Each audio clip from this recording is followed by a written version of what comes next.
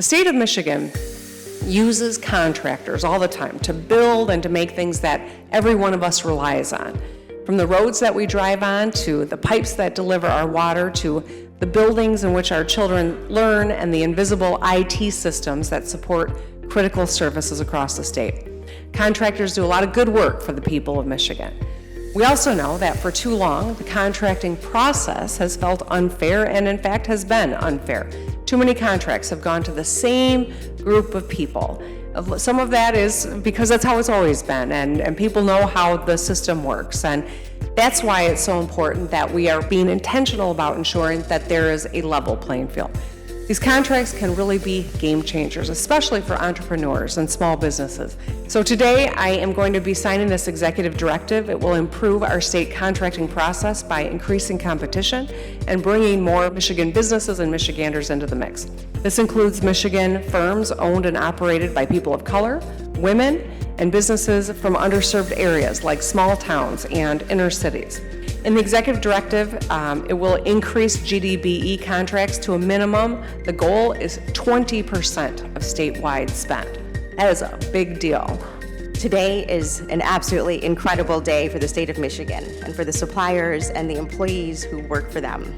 The executive directive is critically important to jobs for our residents in traditionally geographically disadvantaged areas, helping to level the playing field for our urban and highly rural communities.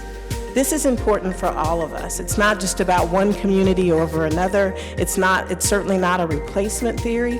When we look at what the Department of Commerce tells us in their research, because we're not as inclusive as an economy as we should be in the U.S., we are leaving $6 to $8 trillion on the table in GDP. Very early on in our first term, the governor and I stood and talked about a commitment the state of Michigan was making to make sure that our economy was more inclusive because there were more pathways to success for people who ran businesses that have been otherwise disadvantaged. And so today's announcement, today's directive, is a demonstration of this administration's continued commitment to business growth in Michigan. Every entrepreneur that has an opportunity, because we are choosing to be more aggressive, it's an opportunity that we are inviting into the shared success of the state of Michigan. And these folks with these families, they will send their kids to our amazing schools that we are continuing to invest in. Those children will pursue education at a higher level, more aggressively and more forthrightly because they know an entrepreneur in their community.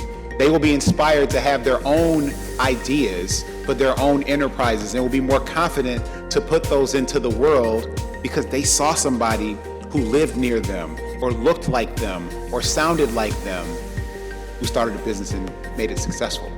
It'll be something that's more real for more Michiganders.